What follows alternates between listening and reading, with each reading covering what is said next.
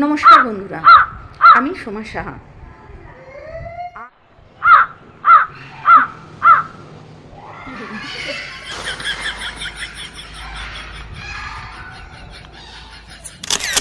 ভাই পরেশান হয়ে গেলাম।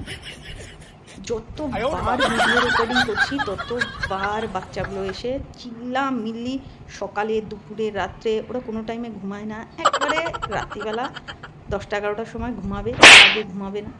এবার বলো আমি সারাদিন কী করবো?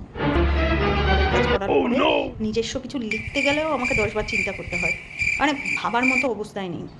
যতবার ভিডিওটা অন করছি ততবার চিৎকার। কী করবো? তারপরে তখন এই চুলের অবস্থা এরকম হয়ে যায়, মনের অবস্থা আরও খারাপ। এরপর ভাবলাম এআই দিয়ে রেকর্ডিং করি। মরণ এআইও হিন্দি সাপোর্ট করে দুই একটা, আদারওয়াইজ বাংলা সাপোর্ট করে না বললেই চলে।